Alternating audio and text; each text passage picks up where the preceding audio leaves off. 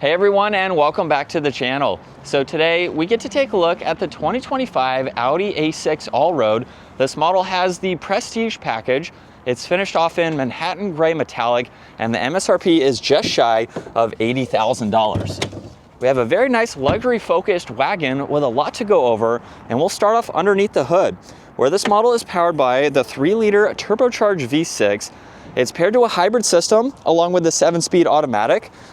And this pumps out 335 horsepower, 369 pound-feet of torque. That power is sent through the quattro all-wheel drive system. This can do 0 to 60 in just over 5 seconds. It has a top speed of 129 miles an hour. And as far as fuel economy goes, you're looking at 22 miles per gallon in the city and 30 out on the highway. Now, as we work our way to the exterior styling, this model also has the black optics package. So you'll notice that the hexagonal grille is finished off in gloss black. There is chrome for the Audi badge, forward-facing camera too, and then the sensors on both sides are for the distance pacing. There's also parking sensors down below, more gloss black accents, and LEDs for all of the lighting. There's very crisp points coming down both sides of the hood too, to match the top of the grille there. And then this model also has a really nice set of multi-spoke wheels. There's body-colored fender arches, and then more gloss black for the lower side skirt. Quattro is also stamped in the rear section of that. This gets power folding side mirrors with a camera and a turn signal, more gloss black for all of the window trim, and then a dual pane full moonroof basically up top. Very nice crisp lines running down the side too with that wagon look. I think all of the proportions are very nice too. Now there is a body colored spoiler, third brake light and wiper blade, LEDs for all of the lighting, backup camera, all of the parking sensors, and some more gloss black accents down below. Now you can use the button on the key fob or the one up underneath for the power liftgate, where this is an extremely practical vehicle. You have a ton of space in back. There's a cargo net here where you can divide some items. You can also fold down the back seats. You have a cover here, lighting with a strap and a 12-volt, and there's even a spare tire underneath the floor. You could place maybe a few items down below if you really needed to. So it definitely gives you a lot of space for this type of vehicle, making it extremely practical for a lot of cargo. Now, if you lock the vehicle, this does have proximity door handles in all 4 corners, so you can lock and unlock it, which is very helpful. There's a manual adjustment for the sunshade. Very nice materials too, with all the leather, wood trim, brushed aluminum, and suede. Bang & Olufsen for the audio and storage down below. And then here's a look with one of the seats down. You can see how large the opening is in order to place items in the back. These seats also have gray piping, which is nice to match this vehicle. Plenty of space too at 5'10". There's storage nets, vents in the middle. All the climate adjustments pop up on this screen along with the heated seat controls. And then there's more auxiliaries down below. Now right in the middle, there's an armrest. You get storage and you get cup holders in the front. You can also fold down this middle seat too, if you need a little bit more space. And then there's large cargo windows in the back, so that way you can easily see around this area. Now up front, there's memory seating adjustments, the heated side mirrors too, all the brushed aluminum controls, and everything else is the same as the rear, of course. And then this also has massaging seats, and it's a low vehicle to get in, so it's pretty easy to enter and exit. Now this also has a leather steering wheel. Paddle shifters are on both sides. You have volume, tuning, Bluetooth, and voice commands. There's also a favorites button too.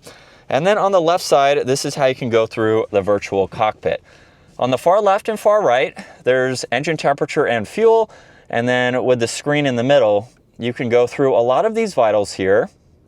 You can also scroll over for the distance pacing. You can pull up audio, look at your phone, and then you have the navigation. Now, if I push on view, you can bring all of that up in full screen now. So just depending on how you want to look at this information, it's nice that you have those 2 options there. Now you have cruise control with distance pacing. You get a little bit of storage. There's also headlight adjustments, all of these trim accents, head-up display, and then air vents underneath that. You have more of the trim accents here. And then with the first screen, you have a lot of icons that you can scroll through. So very nice depending on what you need to get into. There's even the split view there. And there's shortcuts on this left side, so you can quickly get through all of this. Now, if we go into your vehicle, you can get into your drive select, which is the different driving modes for this. And then you have a few other icons here that you can swipe through. Now, between the screens, there's engine start stop, a downhill assist. There's also parallel parking. You have the 4 squares there, which are presets for the navigation, so you can have those ready to go. There's also information for the head-up display, and you can shut that upper screen completely off if you would like to. Now for the lower screen, this is basically all the climates. So you have temperature, fan speed, where you'd like the air to go. You can also gain access to your rear climate adjustments along with the heated steering wheel. Now this does get heated and ventilated seats. You have a few other recircs there, some defrosters, a shortcut to the drive select, which I already showed. You have volume and tuning. You have driver assistance, so you can set this up to your liking. There's a shortcut to both parallel parking and the camera system. So this does have the 360 view, where you have the top-down view and then pre-selected angles here, where you can also pull up the 360, so you can swipe around this as needed. Now you can also put this into reverse, of course, to bring up that backup camera. There's drive, which will bring up the forward-facing camera, and then you have the ability to shift with the shifter or the paddles. Now you have cup holders with an auxiliary, you get the e-brake, an adjustable center armrest where there's wireless charging and auxiliaries and a little bit of space. You get more space in the glove box, and then garage door buttons up top, touch sensitive dome lights, and controls for the sunshade and the sunroof up front. And then take a look at all this visibility.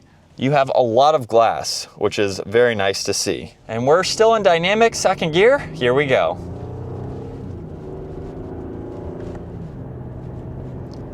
And just a mild acceleration.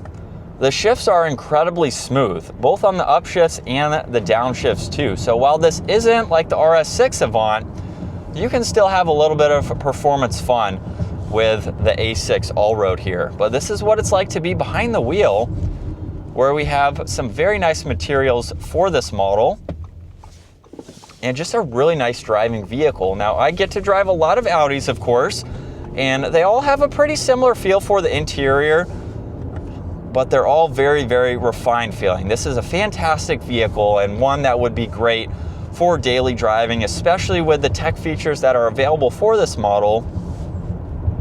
It's just going to be a great vehicle to drive. Now, hopefully you can tell, super quiet too. And for a station wagon, you don't sit too low, which I like about vehicles like this. So you feel like you're in an SUV even though it's much lower, but you don't sink down into the seat. Now we do have the height adjustable seat, of course, so you can change that just depending on what your personal preference is.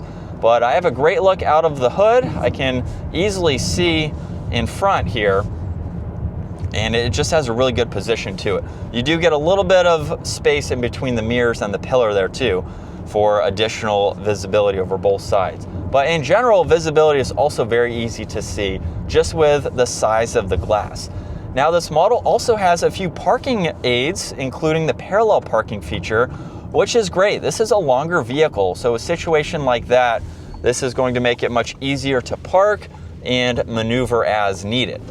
Now, as we make a quick U-turn, this is a long vehicle, like I just said, but with its turning radius, not too bad. A little bit tight in the steering there, but we can easily maneuver on a road like this, which is very nice. So it's a great vehicle that you could drive around the city, park fairly decently. Parallel parking is going to help you, obviously, too. Let's give it one last acceleration here. And just like that, we're up to speed. That is going to wrap it up for the 2025 Audi A6 Allroad. Once again, huge shout out to Audi Northlake for providing this for me today.